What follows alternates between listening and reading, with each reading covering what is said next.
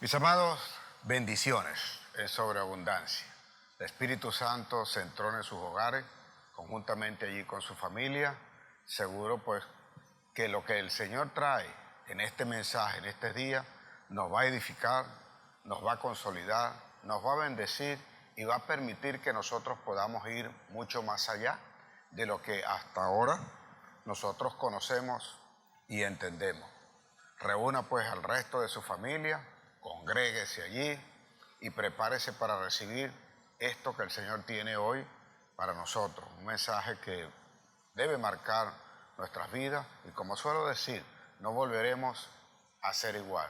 No olvide usted de compartir este mensaje, de suscribirse a nuestro canal si no se ha suscrito, y a las personas con quien comparta este mensaje también le puede pedir que se suscriba allí. Déjenos su like alguna vez que usted vea este mensaje, si le gusta este mensaje, y si le bendice en algo, pues haga su comentario allí y déjanos también su comentario de lo que está recibiendo, si eso le bendice, si eso le edifica o le puede servir de aliento también para alguien más. Es su oportunidad también de comentar acerca de la palabra, de forma tal que eso le sirva a alguien que también puede leer ese comentario y pueda ser edificado por lo que usted está recibiendo, para que se ocupe de detallar todo este mensaje que va a recibir en este día. Le invito a usted a participar en nuestra iglesia, forme parte de un redil si todavía no lo es. Quiero anunciarle las actividades que va a tener la iglesia. Pronto estaremos realizando un encuentro y cuando usted se incorpore acá a la iglesia va a tener todos los detalles. Los días domingos estamos haciendo, por la situación de esta pandemia, de las normativas, prohibiciones que tenemos de congregarnos, un solo servicio, y a las 10 de la mañana acá en nuestra sede. Lo esperamos aquí, seguro de que usted se va a gozar también de todas estas cosas. En el nombre de Jesús estamos seguros y completos de que vamos pues a hacer las cosas como establece el Señor. Muy bien, allí donde usted está, levante su mano y repita conmigo. Al cielo y la tierra tengo por testigo que mi Señor ha puesto delante de mí la vida y la muerte, la bendición y la maldición. Yo escojo hoy la vida para vivir en bendición junto a los míos, porque mi boca se ha llenado de la palabra de Dios y ella está llena de bendición. En el nombre de Jesús, amén, amén y amén. Hay una película que me llama mucho la atención con respecto al mensaje que ha puesto el Señor hoy en mí para llevarlo a ustedes. La película se llama Los juicios de Nuremberg y está basada en los juicios que le hacen a aquellas personas que participaron junto a Hitler en la masacre, en aquella extinción que trataron de hacer de los judíos. Aunque no solamente fue de los judíos, déjeme decirle lo siguiente, que allí también murieron personas de color, porque eran de color, personas latinas, personas que no eran alemanes o algunos inclusive alemanes que estaban allí, pero que por alguna razón, según ellos, no eran originarios de allí. Y eso los llevó pues a hacer ese exterminio de toda aquella cantidad de personas que murieron en ese momento. Lo que me llama la atención con respecto a esto es que en el momento de ver esa película, en el momento de que hacen los juicios, comienzan a juzgar o a interrogar a aquellas personas que estuvieron muy cerca a Hitler y que fueron los que ejecutaron tales cosas, llevaron a cabo, dieron las órdenes. Y cuando se les preguntó a ellos, e inclusive a soldados que participaron dentro de eso y estaban allí como testigos de lo que había ocurrido, cuando les preguntaron a ellos, un Joseph Goebbels, por ejemplo, le preguntan allí ¿qué los llevó a hacer eso? Y muchos de ellos respondieron, así como Goebbels respondió, que ellos estaban convencidos de que eso era así. Mas cuando interrogaron o pidieron la opinión a los soldados a muchos soldados que participaron, ellos dijeron que ellos en el fondo sabían que eso no estaba bien, pero que ellos solo seguían órdenes y que terminaron convenciéndose de que eso era lo que había que hacer, ya sea porque tenían temor de perder ellos mismos su vida o porque por alguna razón creían que le iban a fallar a Hitler, a su jefe, que eran los que le ordenaban tales cosas. Cuando yo veo lo que trata de expresar, al menos esa película, en esa parte, no sé si el que escribió el guión, o sea, quiso hacerlo de esa manera, pero yo veía allí las cosas que a veces suelen ocurrir en nosotros, los seres humanos, cuando creyendo que estamos haciendo una cosa correcta, no buscamos o no tenemos, porque no conocemos, un parámetro que nos permita a nosotros entender o saber si de verdad lo que estamos haciendo es correcto o no.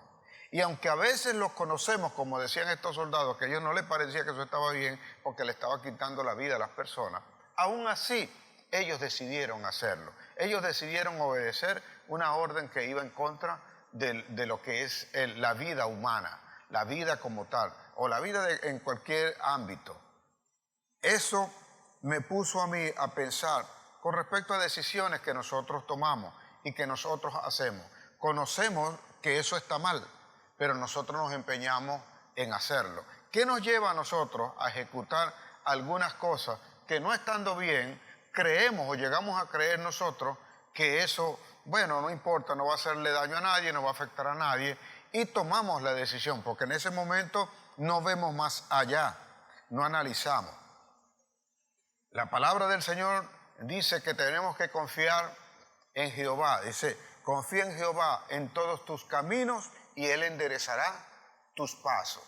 Pero esto me lleva a mí también a hacerme una pregunta. ¿De verdad nosotros estamos confiando en Jehová? ¿O le estamos preguntando si ese es el camino correcto? ¿Si lo que nosotros estamos haciendo está bien? ¿O hay un convencimiento en nosotros? ¿Quién generó? Yo me hice esta pregunta al pasearme por esa película o lo que estaban presentando allí, lo que ocurrió allí. ¿Quién convenció a estas personas para que hicieran tal cosa? Para que lo que ejecutaron, lo sintieran ellos que eso estaba bien. ¿Dónde se convencieron ellos? Hubo una convicción que llegó a su corazón. Y a pesar de que por razón o por alguna cosa, o sabían que eso no era de lo correcto, llegaron a creer, llegaron a pensar de que eso que ellos estaban haciendo era lo correcto. Y eso estaba bien. No hay otra forma, no hay una forma que una persona que se haya convencido en su corazón pueda determinar si eso está bien o eso está mal. Cuando todos los que están a su alrededor están ejecutando las mismas cosas y están llevándolo a cabo contra una minoría o contra a alguien a quien ellos decidieron en su corazón determinar que era el enemigo, se van a sentir que lo que están haciendo es correcto. Es difícil a veces poder corregir a no ser de que tengas un impacto. Y eso es porque nosotros nos convencemos. Y he dicho acá, el Señor ha estado hablando todos estos días que hemos estado predicando con respecto a nuestro corazón, a nuestra mente, a nuestro pensamiento. Cómo actúa una serpiente, cómo actúa Satanás, cómo nos conduce, cómo nos lleva, qué pensamientos tenemos nosotros para ejecutar algunas cosas. Cuando nuestro corazón toma algo y lo acepta por verdad y nosotros no lo sometemos a la luz de la palabra o a la luz del Espíritu o quien nos guíe, difícilmente nosotros vamos a poder corregir o vamos a dejar de hacer aquello que estando mal creemos nosotros que sí está bien. Cuando Judá vino a ser la capital de lo que es hoy Israel, y era quizás la tribu a la que el Señor más había puesto atención, le dio la mayor responsabilidad de todas las tribus, esta tribu pecó y pecó de una manera tal que los llevó a apartarse del Señor. Y ellos terminaron adorando otros dioses que ellos a la larga consideraron que eso era correcto. Dice allí la palabra que ellos adoraban a Baal, a Acera, y todo lo que hacían, adoraban en los montes altos y todas aquellas cosas que hacían. Y dice el Señor que ellos se postraban, ellos adoraban, ellos fornicaban, ellos hacían otras cosas con otros dioses. a la vez de tener a Dios con ellos. ¿Qué los llevaba a ellos a creer que eso estaba bien? ¿Qué los llevaba a que eso estuviese correcto? Ellos se habían autoconvencido en su corazón. Y como todos los demás comenzaron a practicar lo mismo, llegaron a creer que eso estaba bien. Por eso los soldados que son confrontados en Nuremberg terminaron diciendo que ellos creían que eso estaba bien, aunque a su parecer no era lo correcto, pero creía que eso estaba bien porque eso era lo que hacía todo el mundo. Así terminó el pueblo de Judá, haciendo muchas cosas, y viene un llamado de atención que dice el Señor, que le dice que lo que ellos están haciendo le va a traer consecuencias y que ellos el Señor les va a destruir, que lo que han ganado, que lo que tienen lo van a perder y que van a terminar como esclavos, porque esa es la consecuencia de apartarse de Dios. Y usa el profeta Jeremías para hacerle ver al pueblo de lo que estaba ocurriendo. Mas ellos no creían que Jeremías lo que le estaba diciendo venía de Dios, y mucho menos que eso era lo que tuvieran ellos que hacer. Porque cuando alguien comienza a decirle al que está haciendo mal lo que es correcto, él va a chocar con eso. Y no va a creer, no va a internalizarlo, no va a aceptarlo, porque ya tiene su corazón convencido. Y dentro de todas estas cosas, el profeta Jeremías le dice a este pueblo, le dice al pueblo de Judá, una serie de cosas que ellos no les agradan para nada. Y le dice esto, Jeremías 17:9, le dice, engañoso es el corazón, más que todas las cosas, y perverso, ¿quién lo conocerá?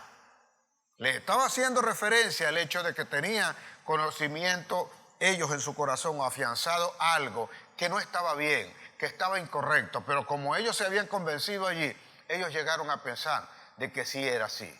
Su propio corazón le estaba engañando, su propio corazón le estaba llevando por otro camino, porque cuando la mente, como he dicho ya en otras veces, la mente y el corazón se ponen de acuerdo, el cuerpo termina haciendo lo que ellos decidieron, apartando por completo al espíritu.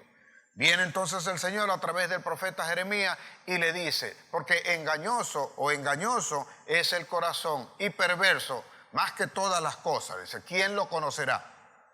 Y el versículo 10 dice, Jehová, que escudriña las mentes, prueba los corazones, escuche bien ese versículo, prueba los corazones para darle a cada quien, según su obra, por el fruto que obtienen de esa obra. Para darle según el fruto que obtienen de esa obra. ¿Qué es lo que evidencia entonces que una persona está errada o no? ¿Cuándo se va a dar cuenta? El fruto. Y como consecuencia de ese fruto, tú vas a recibir.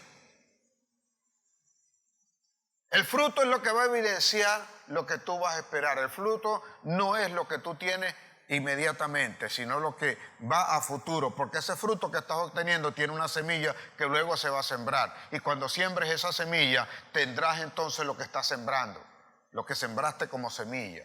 Me explico para que usted me pueda entender. En el caso de los juicios de Nuremberg, ¿por qué estaban siendo juzgados los soldados? A pesar de que ellos creían que estaban haciendo algo que estaba dentro de lo normal, era algo que también entendía que no era correcto.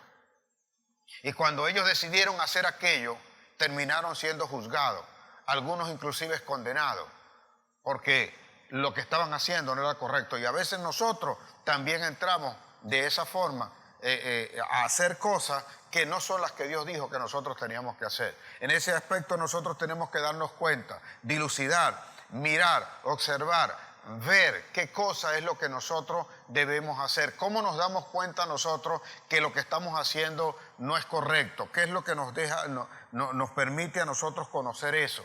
El fruto, cuando nosotros tenemos un accionar y el fruto que estamos obteniendo de ese accionar no es el que dice Dios que deberíamos tener, entonces tenemos que corregir eso. De esa manera el Señor corrige nuestros pasos. Puede haber un deleite en la carne, y por esa razón a veces el corazón o la carne, el alma tuya, cree que está bien porque tienes un disfrute momentáneo, pero después vas a tener una consecuencia que todavía no ves, todavía no terminas de analizar. Y eso es lo que nos va a permitir a nosotros conocer realmente qué clase de árbol somos nosotros. Hay un biólogo botánico que tiene una granja, la granja más famosa en los Estados Unidos, donde se producen nueces, y él hace unos injertos que mejora cada día la planta, no el fruto. Y Él hace injertos. Y después que ese árbol, Él dedica cierto tiempo a eso, de manera tal que ese árbol tiene que crecer y tiene que comenzar a dar los frutos. Cuando tiene los frutos, Él mide las nueces, Él prueba las nueces y hace todo aquello relacionado con la mejora que está buscando allí. Cuando el fruto que Él obtiene de allí no cumple con los requisitos que Él estableció, Él decía o dice lo siguiente: no es la nuez la que está bien, sino el árbol el que está mal. Porque el árbol debería dar tales frutos. Y si tal fruto no lo está dando, entonces el árbol no está bien. El fruto es el que habla por el árbol. Para que nosotros podamos entender las cosas, lo que nosotros hacemos es lo que habla de nosotros. No lo que decimos, sino lo que nosotros hacemos. Lo que nosotros hacemos es el fruto de lo que nosotros pensamos, de lo que nosotros tenemos en el corazón. Jesús lo dijo de esta forma. Mateo 7:16, Él dice que por los frutos los conoceréis. Porque no se obtienen uvas de espinos, ni higos de abrojos. Por los frutos los conoceréis. Él estaba hablando a sus discípulos y le estaba hablando al pueblo con respecto a los profetas. Y les dijo que se tenían que cuidar de los falsos profetas. Porque ellos vendrían a ellos vestidos de lobo, vestidos de oveja. Son como lobos, pero vestidos de oveja. Pero ¿cómo los detecto yo? ¿Cómo me doy cuenta yo de que ellos están obrando de esa manera errada? Cuando veo el fruto. ¿Cómo me doy cuenta inclusive de mí mismo? Porque si mi corazón me está engañando, no me puedo dar cuenta porque yo estoy convencido que lo que estoy haciendo está bien, que lo que estoy haciendo está correcto. Y fácilmente cuando estoy allí me desvío, me aparto de la palabra. Para hacer eso tiene que permanecer la palabra en mí. Y cuando veo el fruto, ese fruto es el que va a determinar qué es lo que yo tengo que cambiar. Porque si el fruto no es lo que dice la palabra, entonces no estoy andando en el camino. Estoy haciendo las cosas como debe ser. Estoy procediendo, estoy accionando como dice Dios que debo hacer. Grito, falto el respeto o hago esto, lo otro. Si eso es así, hay algo que no está bien. Y si yo estoy convencido de que lo que yo estoy haciendo está bien, pero en el fondo sé que está mal, entonces yo tengo que revisar eso. El fruto está hablando por mí. Así que por su fruto los conoceréis, dice Jesús. Claramente, porque no puede, un árbol bueno no puede dar un fruto malo. Y el árbol malo no puede dar un fruto bueno. Así de sencillo. ¿Cómo evaluamos nosotros eso? ¿Cómo nos damos cuenta? Aquella gente en Nuremberg, aquella gente que actuó contra los judíos o contra todas aquellas personas que murieron, no tenían quizás la palabra, iban contra los judíos menos todavía. Aunque Hitler conocía y decía creer en Dios, se declaró cristiano inclusive, y que era Dios, como dicen inclusive hoy esta gente de ISIS, de todos estos talibanes que están allí y que dicen que es por Alá, que es por Jehová, que van contra la gente, que hay que exterminarlo y hay que acabar con ellos. Yo no creo que tengan un Dios que les esté mandando a exterminar a la humanidad. Sin embargo, mientras ellos tengan esa convicción en el corazón, ellos van a seguir haciendo eso. Y eso es lo que nosotros deberíamos ver. Pero como no tenemos con qué confrontarnos porque no conocemos la palabra, o no la leemos, o no meditamos, o no estamos escudriñando, entonces nosotros no tenemos punto de comparación. Y si no hay punto de comparación, vamos a creer que lo que estamos haciendo está correcto. Y si el fruto no es el que esperamos, entonces no nos podemos dar cuenta. Sería injusto venir y pretender obligar a alguien a aceptar algo que sabe que no está bien y que no es correcto. Sin embargo, nosotros a veces lo hacemos y queremos llevar a las personas a aceptar o obligarlos a aceptar lo que yo creo, porque yo creo que está bien. Y cuando somos confrontados de alguna forma, evidenciando que eso no está correcto, como lo hacía Jesús con los fariseos, entonces vamos contra aquel que nos está diciendo que eso no está bien. Porque no aceptamos, dentro de nuestro corazón, no aceptamos esas correcciones. Porque el que obra de esa manera, muy poco puede aceptar tal cosa. Así que si cuando tú veas el fruto de tu accionar, cuando tú veas el resultado, tienes que saber que no solo es el fruto lo que está mal. Porque como así este botánico, él analiza, él puede desechar la nuez, pero el árbol siempre va a seguir dando el mismo fruto. Así que si esa nuez que él desechó allí estaba mal, cuando vuelva a dar frutos nuevamente el árbol, seguirá dando un fruto malo. Por esa razón él decía que no era el fruto el que estaba malo, sino el árbol. El árbol había que corregirlo, había que cortarlo como lo hacía él muchas veces, porque no estaba dando el fruto que estaba esperando.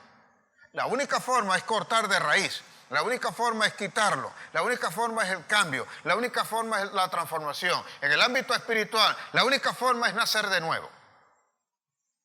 Y cuando nosotros entendemos esto, debemos ver algo. Hay la limpieza que esperamos, el lavado que nos hace el Señor y en donde nosotros estamos. Usted, así como yo y como todos los que escuchan, no se puede apartar de la palabra. No se puede apartar de Jesús, no se puede quitar, no se puede alejar, no se puede descuidar.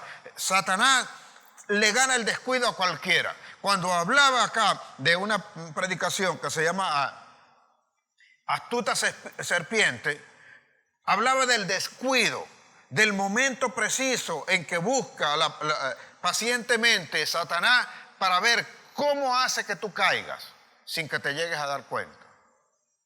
Para evitar eso, el Señor nos muestra a nosotros un camino.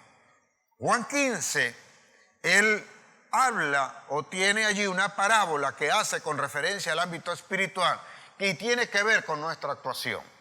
Y como Jesús solía hacerlo, lo explicaba de la mejor forma cómo podían conocerlo las personas, cómo podían entender lo que él quería que conocieran, cómo hacer que tú te dieras cuenta que tu corazón podía engañarte. Y que de alguna forma la convicción que te generara a ti tenía que ser regida mediante la palabra y que un solo paso en falso podía convertirse en tu desgracia, en tu muerte, en tu desaparición.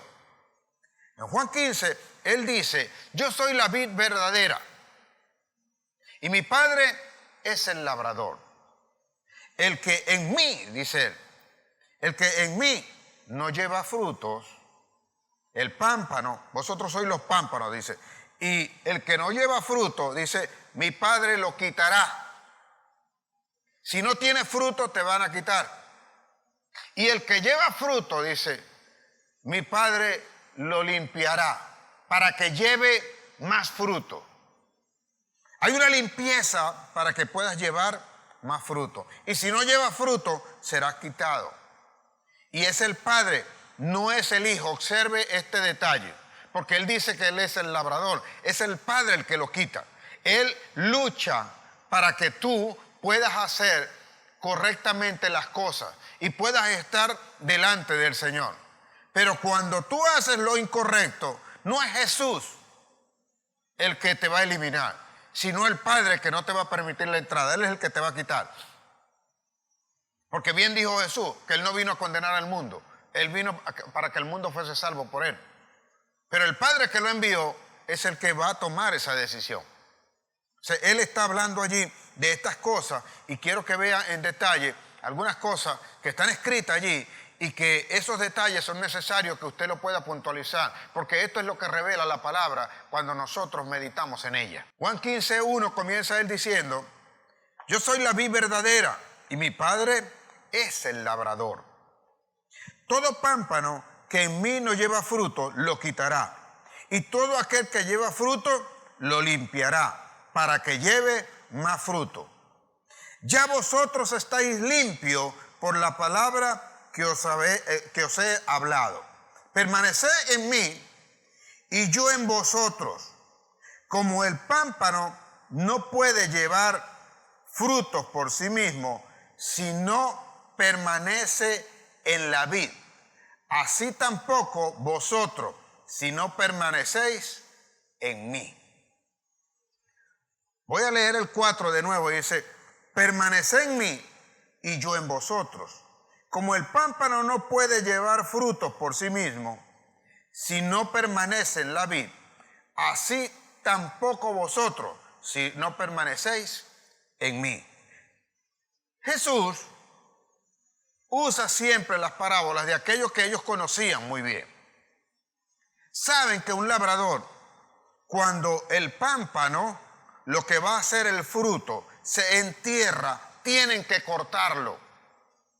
Por eso es que usted ve un sembradío de uvas y ve que encima tienen como una tela o algo que le permita sujetarse para que la enredadera tenga que crecer hacia arriba y no hacia abajo, porque si va hacia abajo nunca dará el fruto, el pámpano se enterrará. Y él dice que el que esté en esa condición lo van a quitar, lo van a cortar, y el que esté llevando fruto lo van a limpiar para que pueda dar más fruto.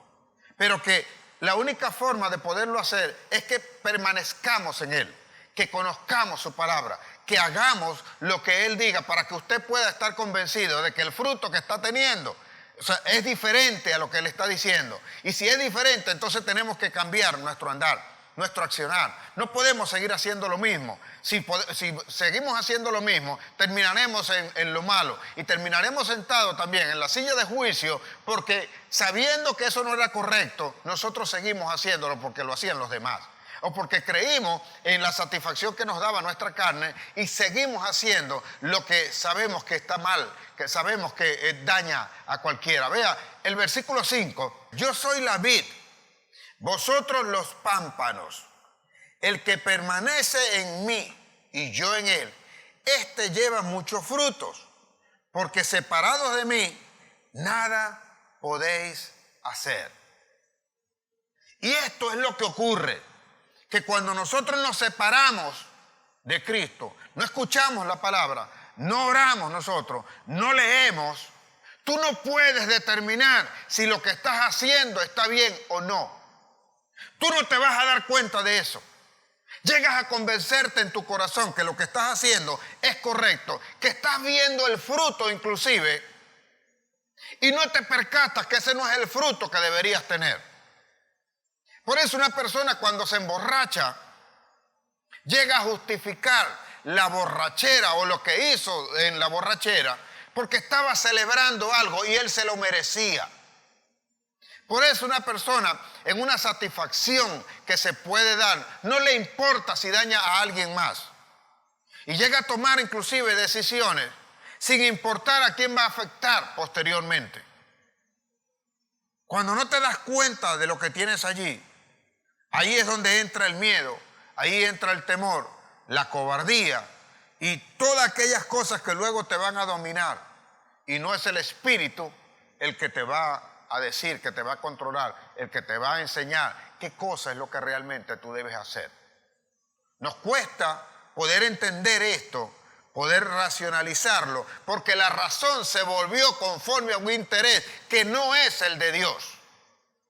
Y la naturaleza pecaminosa que está en nosotros, que es difícil exponerla y sacarla fuera, hace su acto de presencia y nos conduce, nos lleva a hacer algo que luego va a ser de condenación para nosotros. Porque apartados del Señor no vamos a poder hacer nada, no vamos a avanzar, no vamos a crecer, no vamos a llegar a ningún lado.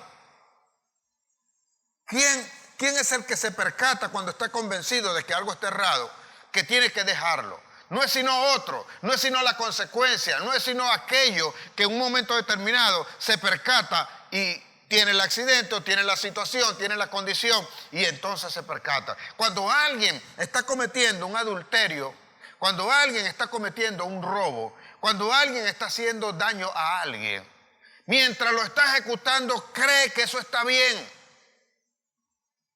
No es sino después, cuando se percata, cuando ve las consecuencias, que se quiere arrepentir de lo que ya pasó. El arrepentimiento que debe venir es para que eso no vuelva a ocurrir. Pero lo que pasó ya pasó, la consecuencia la vas a tener. Tú tendrás siempre eso encima de ti, no te lo vas a poder quitar. Siempre he dicho, Dios te puede perdonar, Dios te va a dar el perdón, pero no te va a quitar la consecuencia. Nos cuesta a nosotros podernos dar cuenta. Si no conocemos la palabra, no te puedes percatar de eso. Por eso tenemos una crisis de integridad, una crisis moral, una crisis social, una crisis de valores, porque no conocemos la palabra de Dios y no estamos dejando tampoco que el Espíritu nos guíe. No estamos enderezando los pasos, porque a pesar de que estamos o creemos o sabemos que Dios existe, mire, a la introducción le dije que Hitler creía en Dios. Y los islamitas igual creen en Dios. No es en el nombre de Él que van y asesinan gente. Y creen que lo que están haciendo está bien y está correcto. Eso existe solo en su corazón. Pero a pesar de que ellos ven los frutos y que les desagrada que le hicieran a ellos lo mismo, van por la venganza. Porque es la prevalencia de uno sobre otro, cuando Dios dijo que tenemos que amarnos los unos a los otros. Entonces, si es ese mismo Dios el que dijo eso, ¿por qué entonces estás yendo en contra de tu hermano? ¿O por qué estás haciendo alguna cosa que no deberías haber hecho?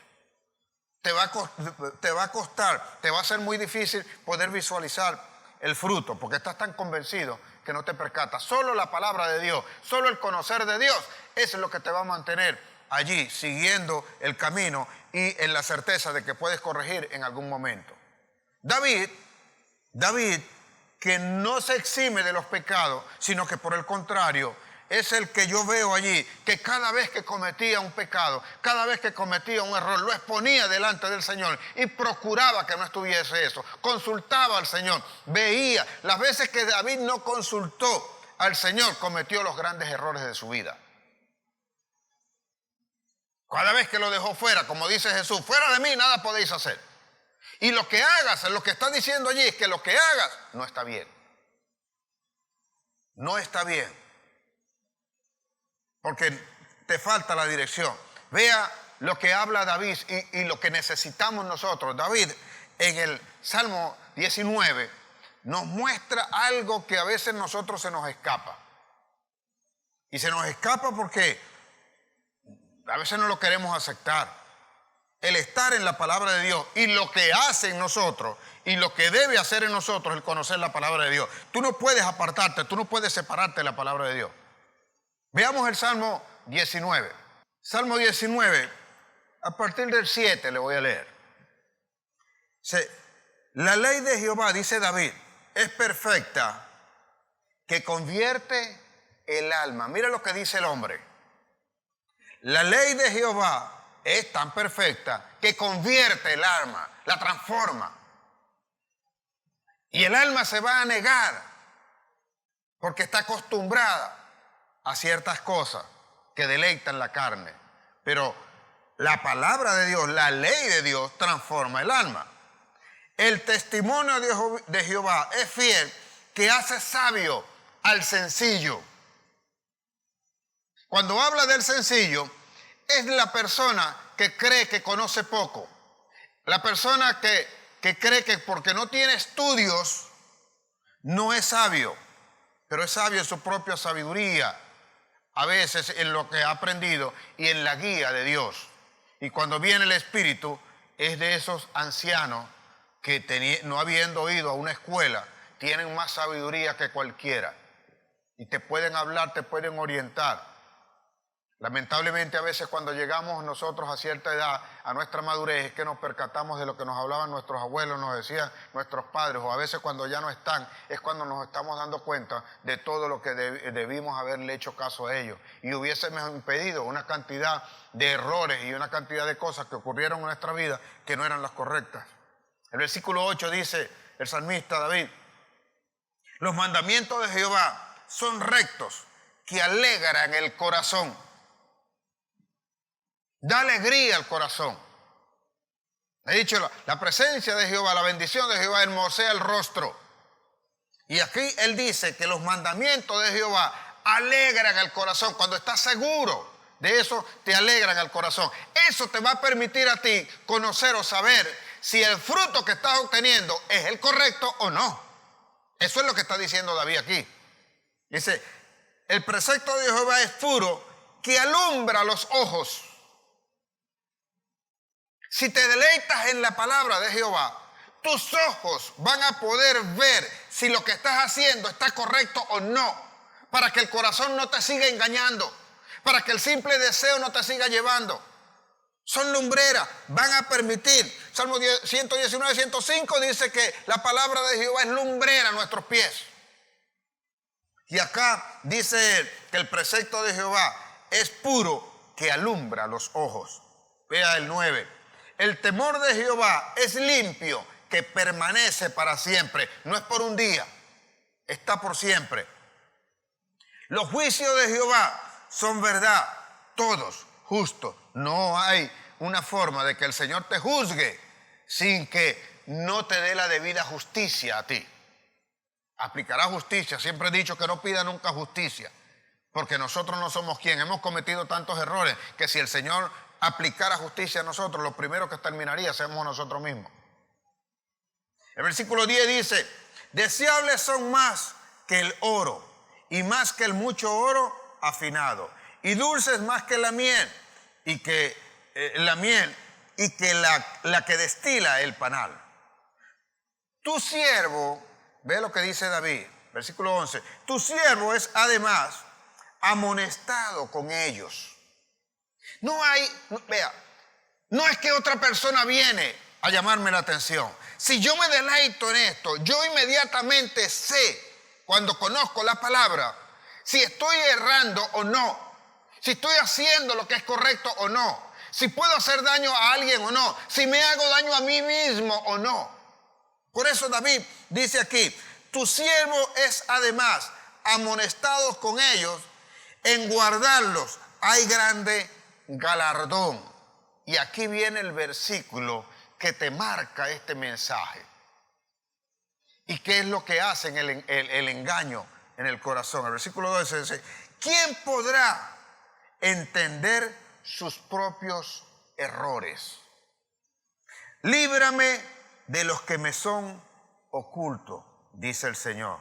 El 13 dice: preserva también a tu siervo de la soberbia, que no se enseñoree de mí, entonces seré íntegro y estaré limpio de gran rebelión. El 12. ¿Quién puede entender sus propios errores si su corazón está convencido de que lo que está haciendo es correcto? Y él dice: líbrame de los que me son ocultos. ¿Por qué pide que lo libren de los que le son ocultos? Porque es posible que estemos practicando tales cosas y no nos hayamos dado cuenta nosotros que ocultamente estamos haciendo cosas que por ignorancia llegamos a creer que eso está bien. Si nosotros no entendemos o no nos paseamos, no nos deleitamos en la palabra y no la escuchamos atentamente como debe ser, difícilmente nosotros nos podemos llegar a dar cuenta que eso no es lo correcto. Nos está mostrando un camino. ¿Quién es el que se da cuenta de que eso está mal? Cuando tienes el fruto, y a veces hasta teniendo el fruto llegas a creer que eso está bien. El que tiene por norma robar, él no llega a creer que está haciéndole daño a alguien a quien está robando. El que defrauda lo hace premeditadamente, sabiendo que eso está mal porque lo hace a escondida, pero no deja de hacerlo, porque su corazón lo ha convencido de que eso está correcto, de que de allí va a tener un beneficio. El que miente sabe que mentir no es correcto. Por eso no puede entender sus propios errores. Tú no entiendes por qué es que tú haces eso.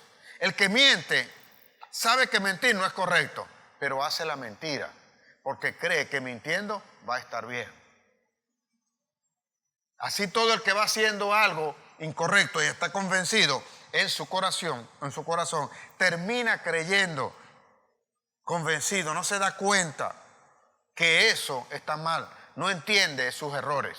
Por eso le dice David: líbrame de los que me son ocultos, de esos errores que yo no veo, que yo ignoro, que yo omito.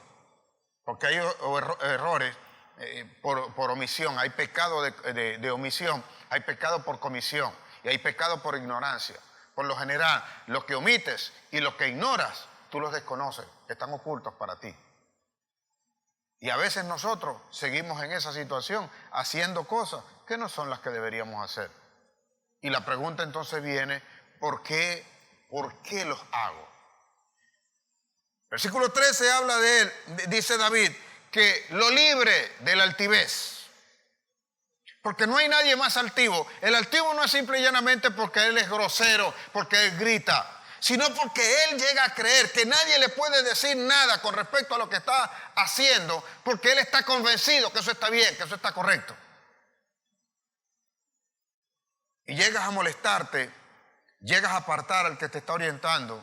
Por eso algunos dejan la iglesia, por eso algunos no buscan el consejo, por eso algunos luego se alejan, se apartan, se molestan, escondidos luego en su propio orgullo, dicen que no pueden dar la cara, les cuesta poder evidenciar. Ahí es donde necesitamos humillarnos, ahí es como hacía el botánico, de necesitamos cortar el árbol para que vuelva a salir de nuevo y podamos nosotros tener el fruto que realmente debemos merecer o que deberíamos exponer delante de Dios.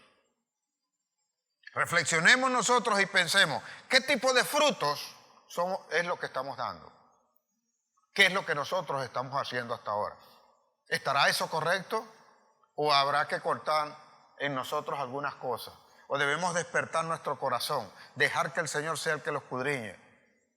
Hebreos 4:12 dice que la palabra de Dios es más cortante que espada de doble filo y ella penetra hasta partir el alma y el espíritu. Partir es separarlo y penetra hasta los tuétanos.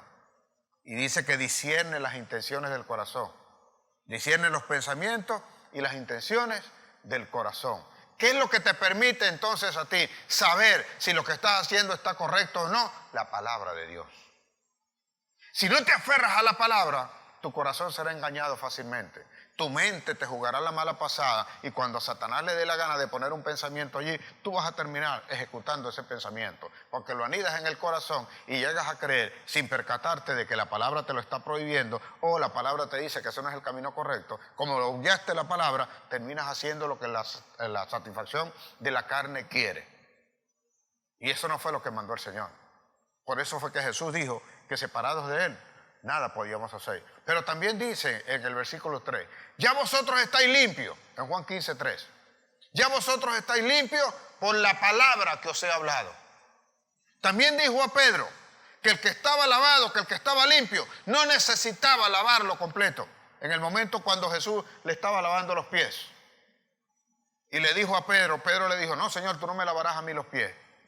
Entonces dijo Pedro, que siempre fue impetuoso en ese tipo de cosas, con unas declaraciones osadas y a veces hasta ingeniosas, a veces hasta infantiles, que aparentemente son de nosotros, pero son los corazones exponiendo, valga la redundancia, espontáneamente lo que creen.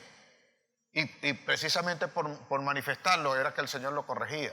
En ese momento el Señor viene y le dice, si no te dejas lavar los pies, no tendrás parte conmigo en el reino. Inmediatamente Pedro le dijo, Señor, lávame completo, báñame. Pero no se trataba de bañarlo. Por eso Jesús entonces le contestó y le dijo, el que está limpio no necesita que lo tengan que lavar, que lo tengan que bañar. Ya vosotros estáis limpios por esa palabra que le he hablado. Y lo vuelve a decir nuevamente en Juan. Ya te he limpiado. ¿Qué es lo que tienes que usar entonces? La palabra. Ella es la que te limpia. Ella es la que te hace obrar. Ella es la que te hace decir y hacer las cosas que son correctas. Ella es la que te hace detenerte. Ella es la que te hace ponerte a pensar, a meditar, si eso tendrá consecuencias negativas o positivas, si eso es de verdad justo, si eso te lo está mandando a hacer el Señor, si es lo que quieres que haga, o simple y llanamente yo debo cambiar ese fruto que tengo allí. Saber qué cosa es lo que estoy haciendo, saber a dónde voy, saber qué quiero hacer. Para nosotros hacer eso, tenemos que morir a una naturaleza pecaminosa. Nosotros tenemos que hacer algo que no nos gusta a nosotros. Y he aquí lo que ocurre con nosotros. Que llegamos a la iglesia, sabemos que estamos en Cristo, por eso a veces nos convertimos en religiosos. Estamos en Cristo, llegamos a la iglesia, aceptamos a Cristo, sabemos que hay una palabra y creemos que esa nos va a guiar, pero terminamos haciendo lo que ya tengo por costumbre, lo que yo conozco, y el viejo hombre sigue permaneciendo allí. Lo único que ahora dice el viejo hombre, ni siquiera el nuevo, el viejo hombre dice que también cree en Dios. Pero dice que cree en Dios para seguir haciendo lo que ya él conocía anteriormente. Por eso decía el viernes pasado que cuando tu mente quiere hacer algo nuevo, no lo acepta porque no lo conoce, sino que él busca en el pasado cómo responder a lo nuevo que va a hacer. Y en el pasado no lo va a encontrar porque precisamente es nuevo. Por eso puedes evaluar el fruto. Y la palabra es lo que te dice cuál es el fruto que deberías dar y deberías tener. Entonces tú tienes o tenemos nosotros que morir. Tenemos que morir al viejo hombre. No podemos enfrentar las cosas nuevas que Dios tiene si nosotros no morimos al viejo hombre. Si los soldados que participaron en el exterminio de los judíos, ellos hubiesen entendido cuál era la consecuencia de lo que venía, ellos no hubiesen ido contra la vida de las personas. Y su vida tampoco hubiese sido involucrada en eso, algunos sentenciados, algunos hasta murieron por una guerra que no tenía ningún sentido, sino porque a alguien se le ocurrió en un momento determinado llevarlos allí por querer ser el rey de todo. Bíblicamente algunos se atrevieron a decir, no, que ese era el hombre fuerte que esperaban, el anticristo que se estaba levantando, pero el tiempo pasó y demostró que a veces nosotros fallamos en la percepción de lo que tenemos, de lo que hacen los hombres. Y así bajo esta situación, bajo esta condición, nosotros debemos entender también cómo es que funcionamos. Porque si tú no mueres a esto, si no mueres a lo que ya conoces, no puedes tener lo nuevo. La palabra dice en el Evangelio de Juan, San Juan, capítulo 12, versículo 24, dice allí lo siguiente, dice Jesús, hablándole a sus discípulos, dice, de cierto os digo. Observe bien este versículo, que si el fruto, si la semilla no cae a tierra y muere, no puede llevar fruto. Pero si muere, llevará muchos frutos. Ahora quiero que mediten muy bien porque lo que le voy a decir le va a volar los tapones. Voy a repetir ese versículo. Dice allí el Señor, de cierto os digo, que si la semilla no cae a tierra y muere, no puede llevar fruto. Pero si muere, llevará mucho fruto. Observe este detalle, dos cosas ocurren allí. Primero la semilla, dice él, de cierto os digo, que si la semilla no cae y muere. Dos condiciones tiene que cumplir la semilla. Nosotros somos perfectos para cumplir la primera condición, pero la segunda no. La primera condición es que la semilla tiene que caer a tierra. Y la segunda es que debe morir. Pero nosotros, como semilla, estamos cayendo a la tierra. Estamos viniendo a Cristo, estamos viniendo a la iglesia, estamos atendiendo algunas cosas que nos convienen, pero no estamos muriendo. ¿Por qué no morimos? Porque seguimos practicando lo que el viejo hombre tenía por costumbre hacer. Entonces hay gente en la iglesia que no ha muerto todavía. Para poder estar en Cristo, para poder vivir allí pegado y llevar los frutos pegados de la vid, nosotros tenemos que morir. Pero no estamos muriendo. No me cabe duda que están cayendo a tierra. Porque vienen a la iglesia, porque tú oras, porque tú dices que crees en Dios. Y todo eso son requisitos de caer en esta tierra fértil que puede permitir dar fruto. Pero el árbol que está saliendo no ha muerto. Por eso ponía el ejemplo del botánico que tiene su granja, que cortaba el árbol. De hecho, el Señor dice que todo árbol que no dé fruto será arrancado y será echado al fuego. Entonces, dos condiciones tenemos que cumplir. Tenemos que caer a tierra y tenemos que morir. Solo cuando muramos nosotros podemos dar fruto, porque Él dice que si muere, entonces cuando lleva fruto. Lea una vez más ese versículo, medítelo, detállelo. De cierto os digo que si la semilla, ya sea de trigo o de lo que sea, no cae a tierra, la primera condición, y muere, no llevará fruto. Pero si muere, llevará mucho fruto. Entonces, ¿por qué no tenemos nosotros los frutos?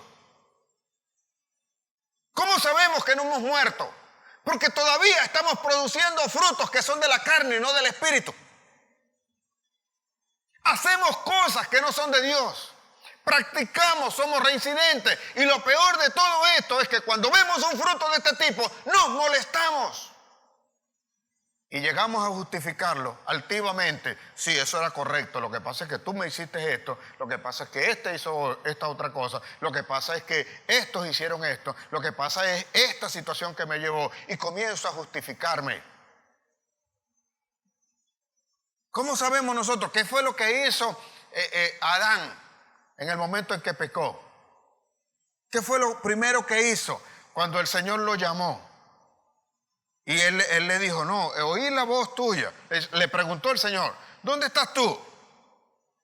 Y él respondió, oí la voz tuya en el huerto y tuve miedo y me escondí. Inmediatamente el Señor supo que había pecado y le dijo lo que había hecho. Con que comiste del árbol que yo te mandé a que no comieras. ¿Quién te enseñó tal cosa? E inmediatamente Adán hace lo siguiente. La mujer que me diste ya no es el culpable. Él comienza a justificarse. Apareció la altivez y apareció la rebeldía. La mujer que me diste, ella me engañó. Y cuando le preguntaron a la mujer que estaba contaminada con lo mismo que tenía contaminado el hombre, el corazón del hombre, dijo, la serpiente me engañó. Ellos ninguno asumieron la responsabilidad. Ninguno asumieron los compromisos. ¿Por qué? Porque su corazón los había convencido. Su corazón les dijo que ya ellos no eran los culpables. Buscaron las maneras de justificarse. Igual pasa aquí. La gente está en la iglesia. Y he dicho que la gente dice que es cristiana porque viene a la iglesia. No porque muestra frutos. No porque es capaz de mostrar quiénes son en Cristo Jesús. No porque oran, no porque hacen el bien, no porque se esfuerzan, no porque ofrendan, no porque diezman, no porque ayudan a los demás, no porque aman, no porque perdonan. Porque ellos escogen a los que van a perdonar. Ellos escogen los que dicen que es bueno. Ellos deciden entre una cosa y otra. Hoy hacen algo que dicen que es para Cristo, pero cuando salen de la iglesia o están en cualquier otro lado y la oportunidad se les presenta, ellos la van a aprovechar, aunque eso vaya en contra de Dios. No han muerto. No han muerto a ese mundo. Y Pablo nos deja claro esto que le acabo de decir. Primera de Corintios capítulo 15, versículos 36 y 37. Él dice allí algo. Detállelo usted también. Véalo en su Biblia. Vea estos versículos. Versículo 36. Él dice allí, necios llama a las personas. Estaba una contienda establecida. Y aquellos decían que no podían cambiar, que los muertos no iban a resucitar y que no iban a tener el cuerpo, un cuerpo glorificado como el de nuestro Señor Jesucristo. Que es la promesa de Dios que nosotros nos vamos a levantar con ese tipo de cuerpo. Por eso es que nosotros no entramos en el reino. Por eso no entendemos la autoridad. Por eso no entendemos el gobierno de Dios. Porque queremos hacerlo a nuestra manera. Y a la larga es la carne. O es el espíritu o es la carne, pero no pueden ser las dos cosas. Y él le dice allí en el versículo 36, le dice, necio, lo que siembras, lo que muere, dice él, no se vivifica si no muere primero. Y para vivificarse algo, tiene que morirse primero. Y el 37 dice allí el Señor, o dice Pablo, usado por el Espíritu y dice, y lo que sale de lo que siembras no es lo que siembras, sino el grano desnudo que llevas por dentro, ya sea trigo o sea cualquier otra cosa. Allí sabemos qué es lo que llevas por dentro cuando el fruto se manifiesta. Porque cuando tú mueres espiritualmente, dejas de hacer las cosas las cosas que no son de Dios. Y no se manifiesta más lo que hasta ahora conocías, sino lo que Dios ha puesto en ti por dentro. Cuando usted siembra una semilla de mango, de dentro de esa semilla, lo que nace, cuando usted ve, no nace otra semilla. No sé si me puedo explicar acá. La semilla de cualquier fruto que usted siembre, no nace una semilla. Lo que nace de allí, señores, es un árbol. Pero si usted abre esa semilla, usted la parte por el medio, y usted no va a encontrar nunca allí, no va a haber nunca una planta. No sé si me puedo explicar acá. Pero es lo que dice el Señor cuando dice que la semilla tiene que caer y morirse para que pueda salir lo que lleva por dentro. Porque Dios puso en ti algo grande, algo poderoso, algo bueno, algo que es de bendición. Algo que es poderoso sobre esta tierra. Puso un propósito allí. Y aunque ese propósito, si a ti te parten en dos, no lo van a encontrar allí. Cuando tú comienzas a ejecutar y mueres y haces por medio del Espíritu, vas a hacer las grandes cosas que solamente Dios sabe que están allí. Por eso Pablo dice, necios, si no muere no se puede vivificar. Y lo que va a salir de lo que tú siembras no es la semilla que sembraste, sino lo que lleva en sí por dentro. Por eso, si siembras una semilla de mango, allí lo que sale es una planta. Siembra un grano de maíz y abre el grano, parte el grano de maíz en dos y nunca vas a ver allí una planta. Mucho menos vas a ver otra cantidad de frutos de ese grano de maíz. Porque de un grano de maíz sale una planta que además de eso, no solamente tiene muchos granos, tiene muchas mazorcas que van a traer muchos granos. Eso tú no lo ves allí en ese grano. Si tú lo abres a la mitad, no lo vas a ver. Lo llevamos por dentro, señores. Todo lo que necesitamos está por dentro. Y no nos estamos percatando de esto. No nos damos cuenta de esto. Por eso, David hace un llamado a mantenernos en la ley de Dios y lo que hace, lo que va transformando el alma, porque todos los que aquí estamos debemos ser soldados dispuestos a bendecir, dispuestos a traer a las personas. Por eso es que nos cuesta a nosotros predicarle a alguien, por eso nuestro testimonio no convence a ninguno, porque nosotros estamos viviendo conforme al mundo, no conforme al reino, no conforme al Espíritu. Estemos claros nosotros en esto. ¿Cuál es el cambio que hemos experimentado? ¿Cómo vivimos nosotros? ¿Cómo estamos viendo las cosas? ¿Cómo las estamos haciendo? ¿O es que acaso todavía cuando te pasa alguna cosa no te altera y respondes de una manera violenta con palabras que no son las que deberían estar en tu boca? Las que puede decir el Espíritu. Jesús venía y le hablaba a la gente de una forma tan dura que aquellos se molestaban y querían matarlo. Pero yo nunca leo en mi Biblia alguna grosería o alguna mala palabra que saliera de la boca de Jesús.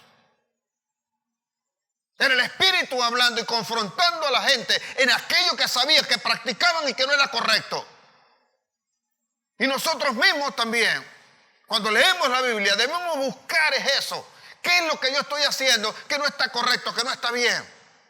Para que luego cuando tenga que ir a un juicio, como los juicios de Nuremberg, no venga a justificarme. Lo que pasa es que yo obedecía una orden. Lo que pasa es que yo tenía deseos. Lo que pasa es que yo quería hacer tal cosa. Lo que pasa es que yo no pensé que le iba a hacer mal. Deberíamos conocerlo, deberíamos saberlo, deberíamos entenderlo, porque ¿quién no entenderá sus propios errores?